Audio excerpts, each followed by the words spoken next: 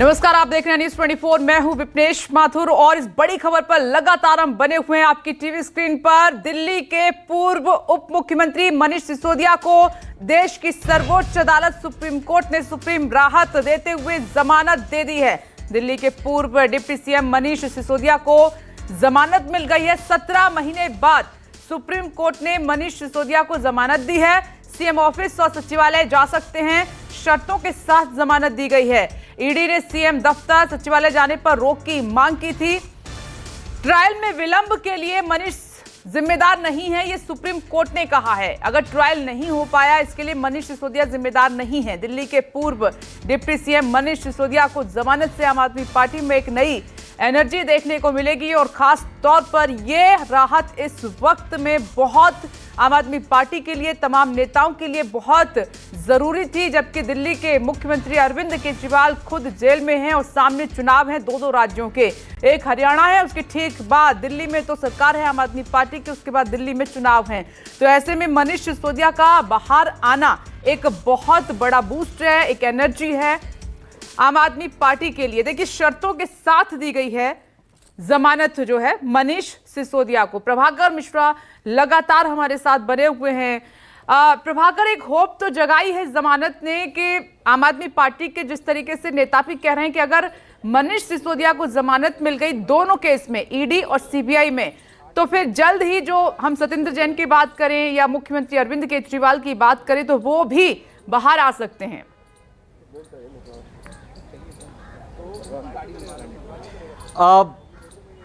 देखिए, दोनों केसेस में मनीष सिसोदिया हो या अरविंद केजरीवाल हो या सत्येंद्र जैन हो, सत्येंद्र जैन को इस मामले के साथ नहीं जोड़ा जा सकता।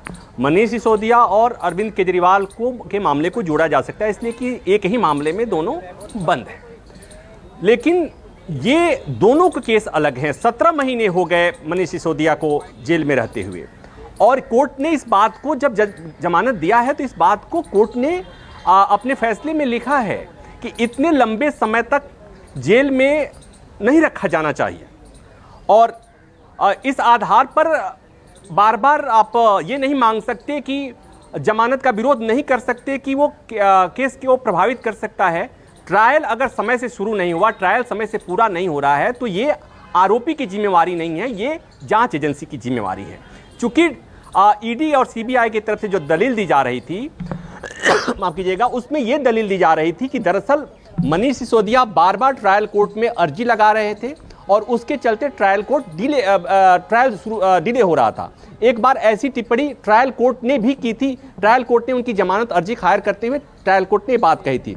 सुप्रीम कोर्ट ने कहा कि ऐसा नहीं है। ट्रायल कोर्ट के उस फाइंडिंग को कोर्ट ने रिजेक्ट कर दिया और ये एएसजी की तरफ से, मतलब जो ईडी और सीबीआई की तरफ से एडवोकेट पेश हो रहे थे, एडिशनल सॉलिसिटर जनरल, वो ये बात कर रहे थे कि मनीष सिसोदिया की तरफ से तमाम फ्रिविलस एप्लीकेशन लगाए जा रहे हैं। तो उस पे कोर्ट ने कहा कि हमने आपसे पूछा कि आप फ्रिविलस वो कौन सी गैर जरूरी एप्लीकेशंस हैं जो जिसके आधार पर आप मनीष सिसोदिया पे आरोप लगा रहे हैं, तो ईडी और सीबीआई के वकील की तरफ से ऐसी कोई अर्जी नहीं दिखाई गई।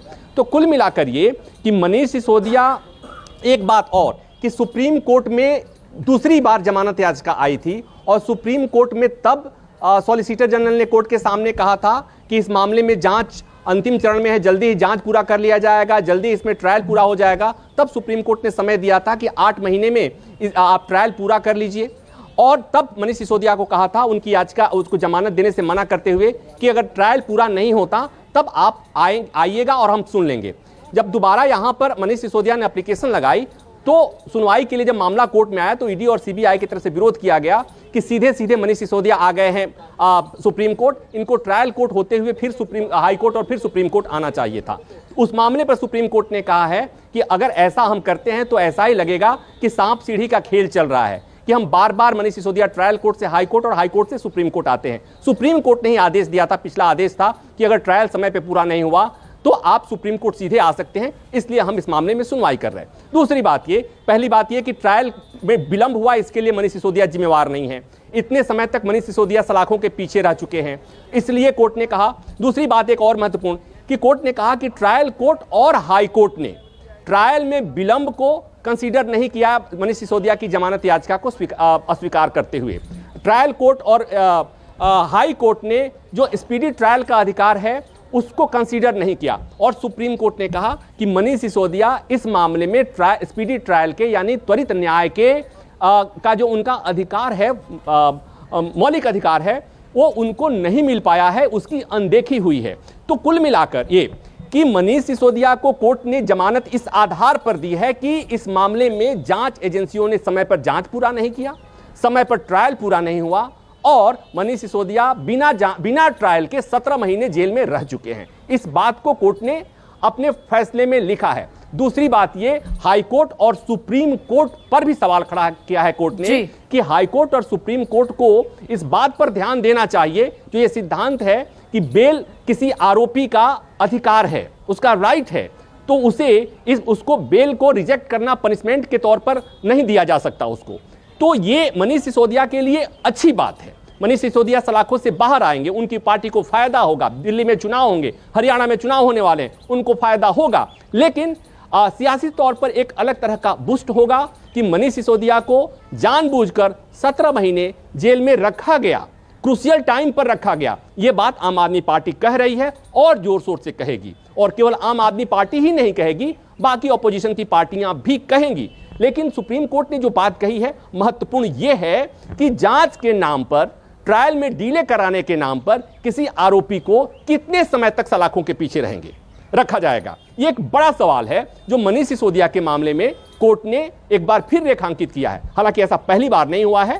चूंकि कोर्ट को यह मालूम है कि ट्रायल में डिले क्यों होता है, किन मामलों में ट्रायल डिले होता है, और चूंकि मनीष सिसोदिया के मामले में और ट्रायल में डिले हुआ है, इस बात को कोर्ट ने स्वीकार किया है।